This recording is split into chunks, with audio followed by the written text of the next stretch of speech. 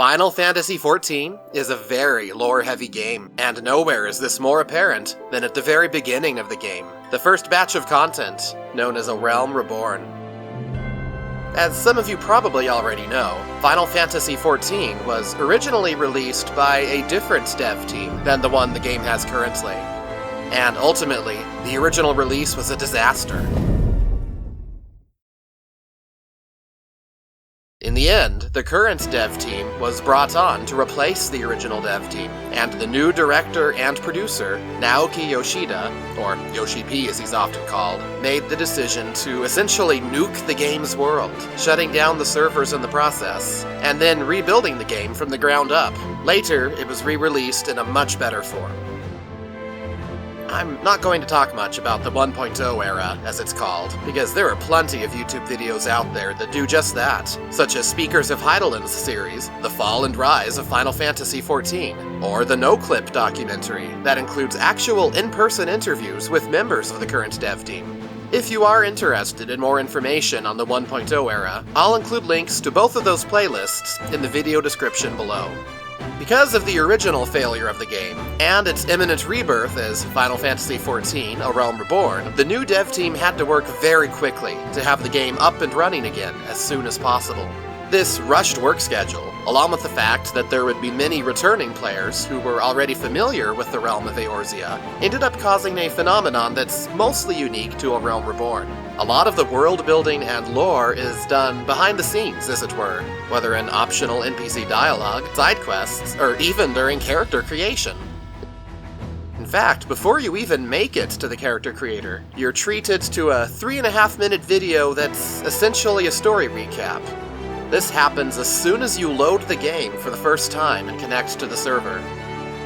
So let's watch this video together. It gives a basic overview of what happened during the 1.0 era, and thus sets up the story for A Realm Reborn.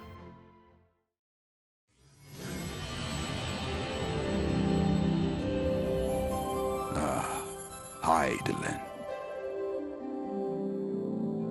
A vibrant planet blessed by the light of the crystal. Amid azure seas, encompassing the westernmost of the 3 great continents, there lies a realm embraced by gods and forged by heroes. Her name, Eorzea. The annals of Eorzean history chart the rise of a succession of great civilizations, each one enjoying an age of peace, the astral eras. To date, all have proven ephemeral.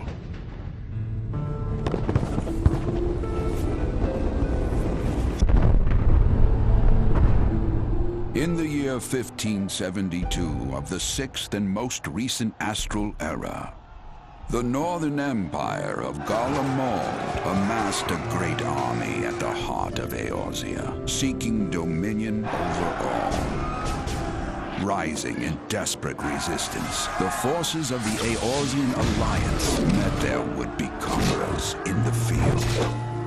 Yet, even as the battle raged, the lesser moon, Dalamud, was plucked from the heavens through imperial machination. From its core emerged the elder primal Bahamut, who unleashed his fury upon the realm.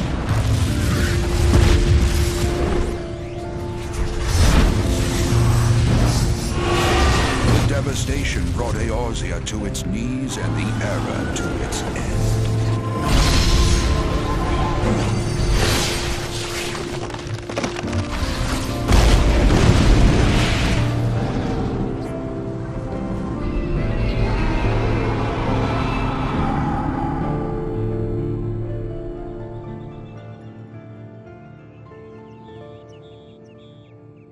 5 years have come and gone. The light of life still shines upon Eorzea.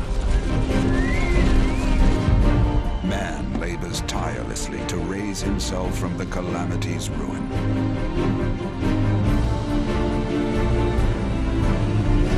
The realm is forever changed, a stranger to him once more.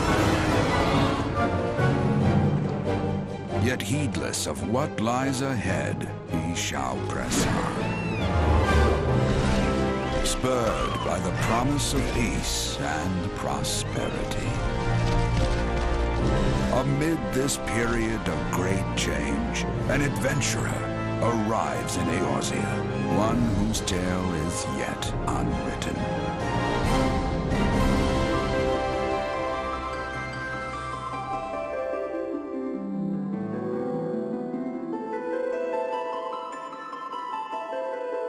May he ever walk in the light of the crystal.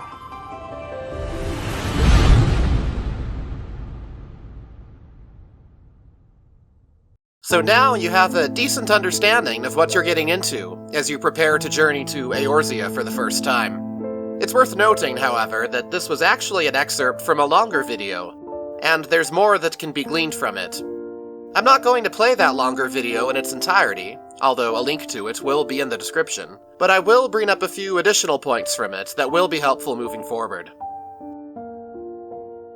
This axe wielder that gets a lot of focus throughout the video is meant to represent our own character, the Warrior of Light, and his 4 companions you see were fellow Warriors of Light. You'll see this main Warrior of Light, who the community is unofficially named Meteor, in the trailers for every expansion moving forward. This helmeted man overseeing the battle from the airship is Gaius van Belsar, legatus of the 14th Legion of the Garlean Empire, and one of 2 big bads, you could say, of the 1.0 era.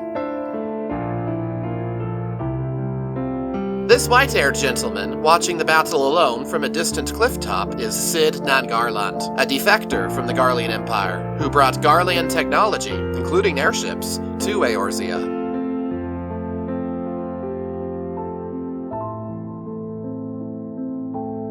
This old man with a staff, who we see protecting the Warriors of Light with a barrier, is Archon Louis Sois, a wise man who travels to Eorzea to protect it from the foretold calamity. A big part of his plan featured invoking the powers of Eorzea's gods, the 12.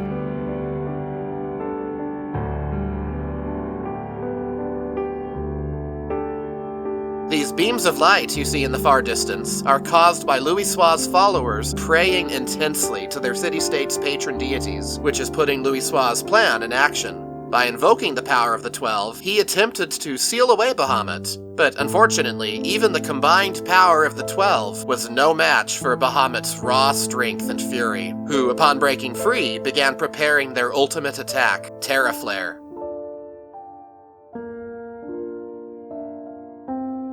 If you look closely, you'll notice that when Bahamut broke free, the recoil shattered Louis Sois' staff. This severely limited what he could do now, and so as a last-ditch effort, he invoked the power of Althik, the god of time and space, to send the Warriors of Light 5 years into the future, leaving himself and the rest of Eorzea behind to an uncertain fate.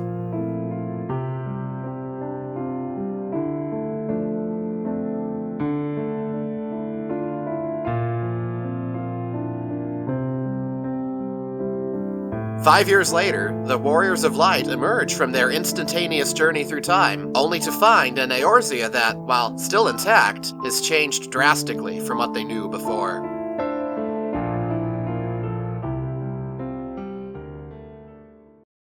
Next, let's take a look at what we learn from the character creator. There's a surprising amount of world-building and lore that's displayed while you're in the character creator, and having a good understanding of what's explained there is crucial to understanding the story. First of all, we're introduced to the 5 civilized races that we'll encounter in Eorzea. More races were added to the game over time, but since this channel will be covering the game's story in order of release, we'll talk about these added races in later videos. First is the Hyur race, the most human-like of Eorzea's 5 races. You may be surprised to learn that the Hyur are not actually native to Eorzea. Actually, they came from surrounding continents and islands, and made their way to Eorzea over the course of 3 migratory waves. Now, the Hyur are the most populous of all of the civilized races. Hyurs are known for a diverse heritage. there's no one unifying language or set of traditions. As a consequence, they don't really have a unique cultural identity of their own, but overall, they tend to fit into two separate clans, Midlanders and Highlanders. Midlanders account for well over half of the total Eorzean Here population. They can be found in every city in the realm, and they lead countless different lifestyles. The Midlanders are known for being taught their letters from birth, and they tend to be more educated than many of the other races or clans.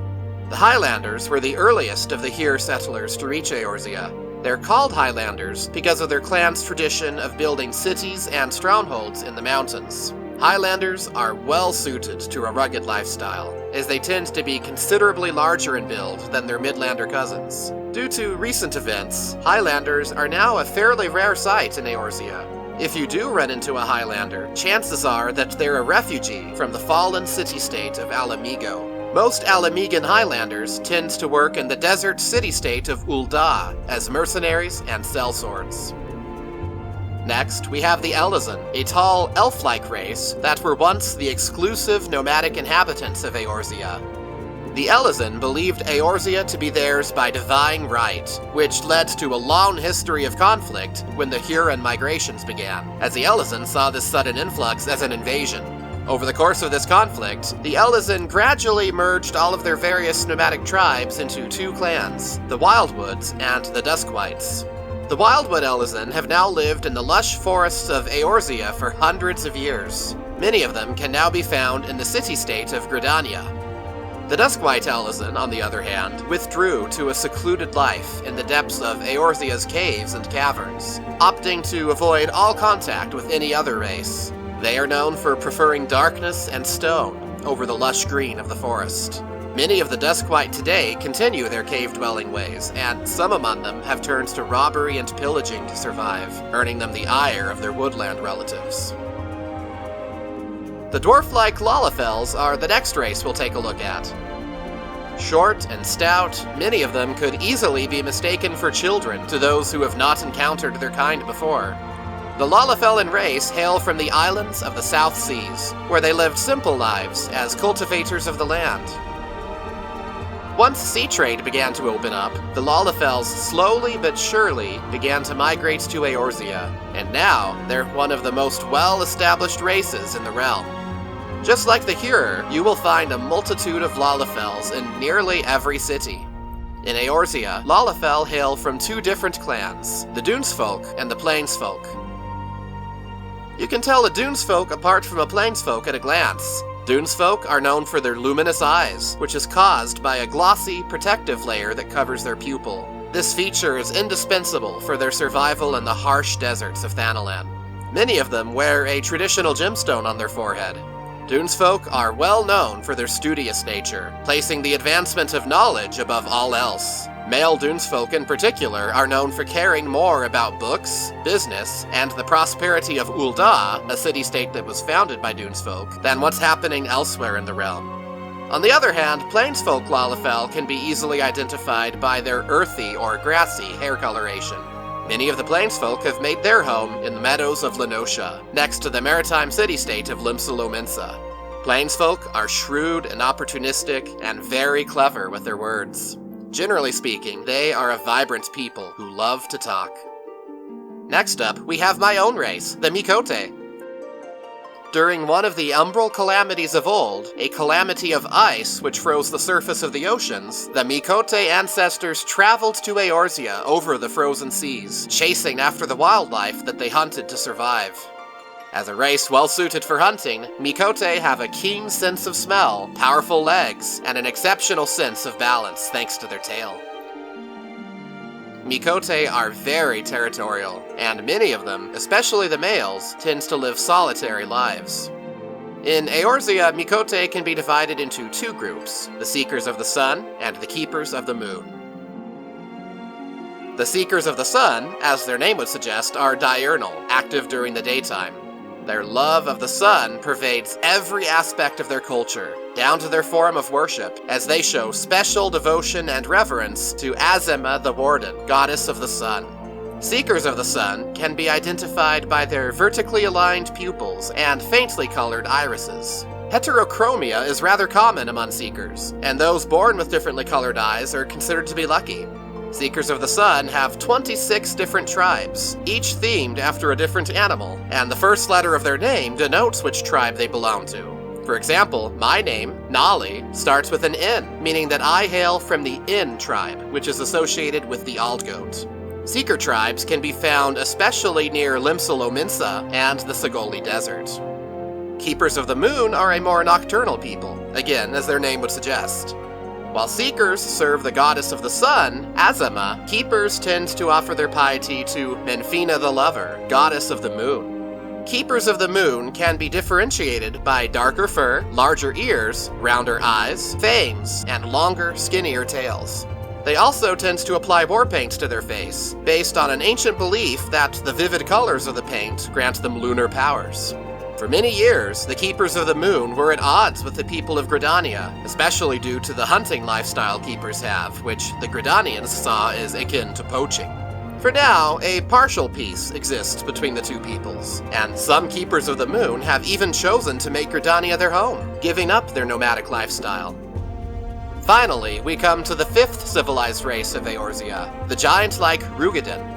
They're known for being tall, brawny, and powerful, and tend to have piercing eyes and rugged looks. The majority of Eorzea's Rugadin belong to the Seawolf clan, whereas the second clan, the Hellsguard, tends to be less in number and scattered throughout Eorzea.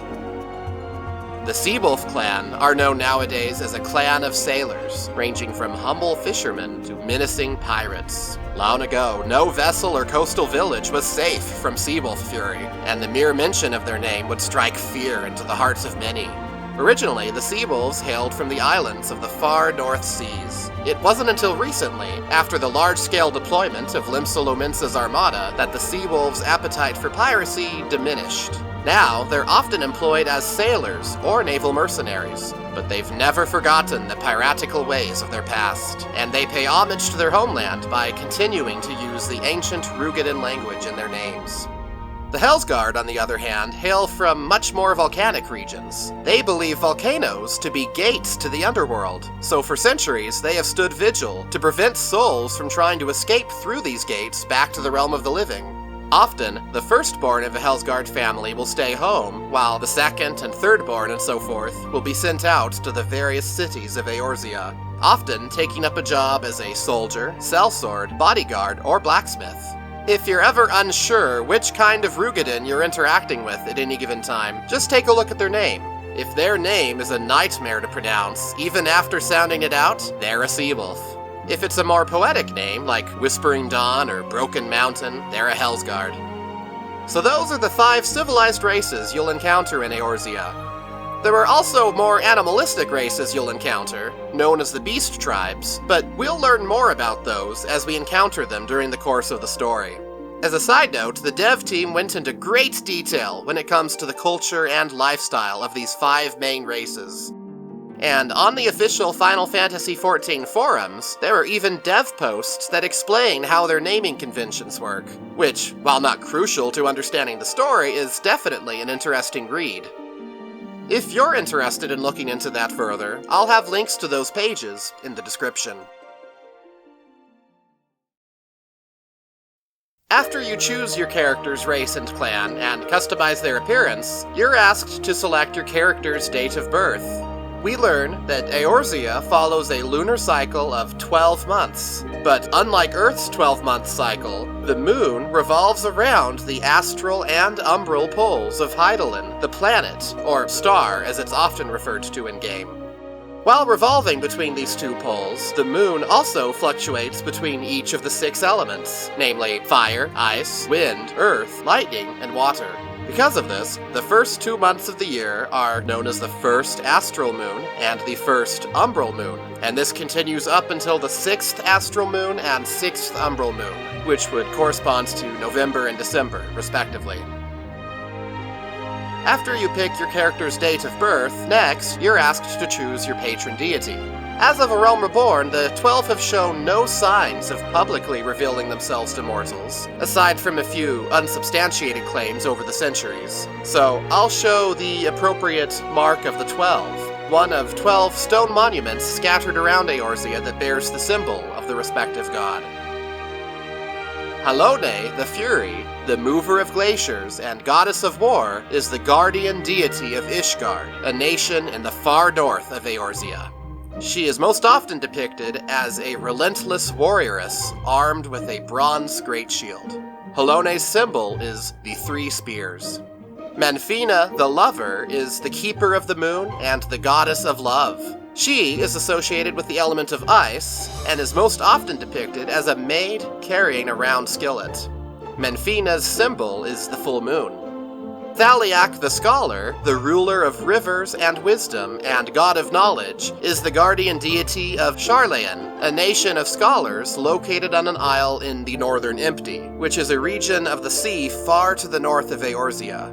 Thaliak is most often depicted as a reserved scholar holding an ashen staff. His symbol is the scroll.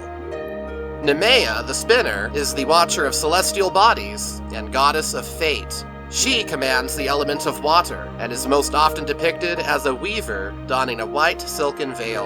Nemea's symbol is the spinning wheel. Limlane, the Navigator, watcher of the seas and goddess of navigation, is the guardian deity of Limsa Lominsa. She is associated with the element of wind, and is most often depicted as a strong fisherwoman wielding a long-bladed harpoon. Limlane's symbol is the wave. Ocean the Wanderer is ruler of the mountains, and god of travelers and vagrants. He is associated with the element of wind, and is most often depicted as a carefree ranger wielding a bow of yew. Ocean's symbol is the walking stick.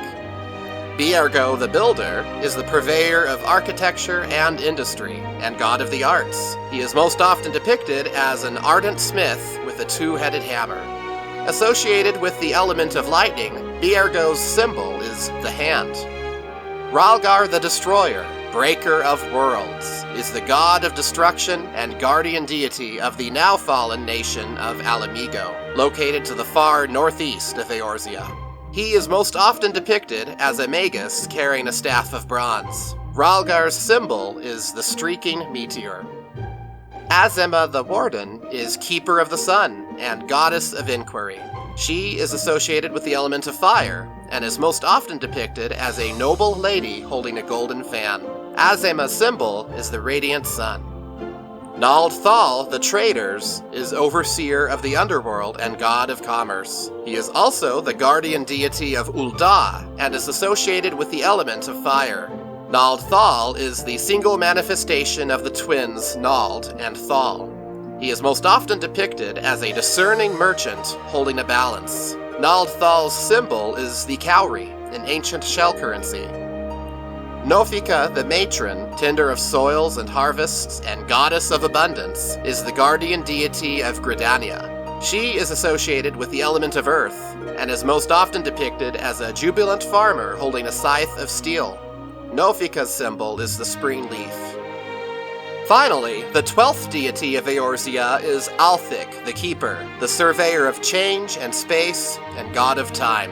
He is most often depicted as an austere emperor wielding a mithril great axe. Althik is associated with the element of earth, and his symbol is the hourglass, as seen earlier in the clip from the Realm Reborn trailer. After having chosen your patron deity, the character creator asks one more thing of you, to choose your starting combat class.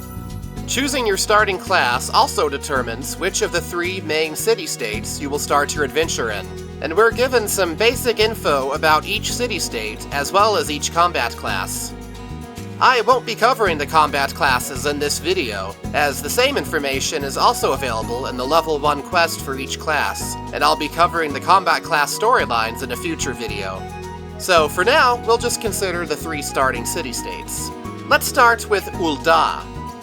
Ul'dah is a bustling commercial hub which sits in the middle of the desolate desert landscape of southern Aldenard. Aldenard, by the way, is the continent Eorzea is a part of. Ul'dan culture is known for its affluence, and the wealth of the nation comes in large part from its abundant mineral resources and vibrant cloth crafting industry. Though it is ruled by a sultana in name, the true power is wielded by the Syndicate, a council consisting of 6 of Ul'da's most elite and influential. Nald Thal, the Traders, is the nation's patron deity, and 2 great halls devoted to his 2 aspects lie in the east and west of the city. If you choose to play as a gladiator, a pugilist, or a thaumaturge, you will start your journey in Ul'da. The next set of classes you can choose all hail from the forest nation Gridania, which lies in the eastern reaches of the Aldenard landmass. It's home to vast, dense woodlands and coursing rivers. The cityscape is a mosaic of labyrinthine waterways and great wooden structures, so gracefully constructed that they almost seem to blend in with the surrounding natural environment. The favored goddess of the citizenry is Nofika the Matron, but great faith is also placed in the wisdom of the Seed Seers, young oracles who guide the nation based on the will of the forest's elementals. In Gridania, you can walk the path of the Conjurer, the Lancer, or the Archer. Finally, the last of the 3 starting city-states is the thalassocracy of Limsa Lominsa, which is just off the southern coast of the Isle of Vilbrand, located in the southwestern corner of Aldenard. The city's patron deity is Limlane, the Navigator. Limsa Lominsa's economy is driven primarily by shipping, but they also boast lucrative shipbuilding, fishing, and smithing industries as well. To maintain the safety of its maritime routes, the city employs a formidable navy known as the Knights of the Barracuda. Even so, some pirate bands still run rampant in nearby waters, grieving and pillaging. In Limsa Lominsa, you can choose to walk the path of the Marauder or the Arcanist.